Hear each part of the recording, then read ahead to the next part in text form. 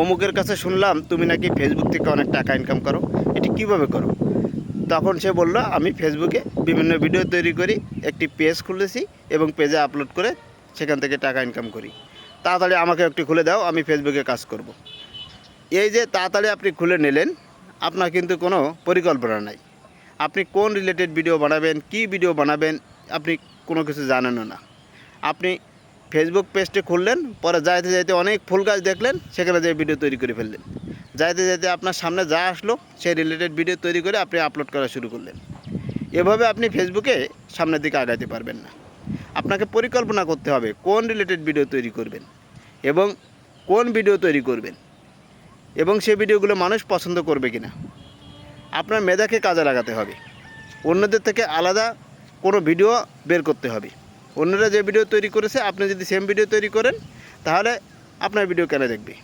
ইতিপূর্বে এ ধরনের video upload করা আছে, সেখান থেকে দেখে নেবে, আপনার ভিডিও কিন্তু দেখবে না।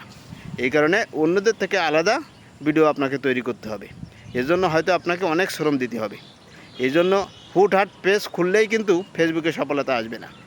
সবার আগে নির্ণয় করতে হবে আপনি কোন রিলেটেড ভিডিও তৈরি করবেন এবং কোন ক্যাটাগরিতে কাজ করবেন। ক্যাটাগরি অনুযায়ী পেজ তৈরি করা অত্যন্ত জরুরি। এই জন্য আপনার মেধা অন্যদের মেধা এক হবে না। আপনি যে রিলেটেড কাজ করতে পারেন, যে রিলেটেড ভিডিও তৈরি করতে পারবেন, অন্যরা কিন্তু এই রিলেটেড ভিডিও তৈরি নাও করতে পারে। কারণ এক একজনের মেধা এক এক রকম হয়ে থাকে। আপনি যে বিষয় জানেন, আমি হয়তো সে বিষয় জানি না। আপনি যে বিষয়ে ভিডিও তৈরি করতে পারবেন, আমি হয়তো সে বিষয় তৈরি করতে পারবো না ভালোভাবে। হয়তো কপি করতে পারবো, কিন্তু আমার মাথা থেকে এ ধরনের কিছু নাও আসতে পারে।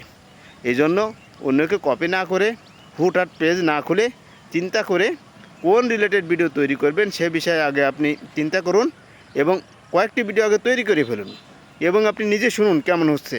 তারপরে আপনি পেজ ওপেন করুন।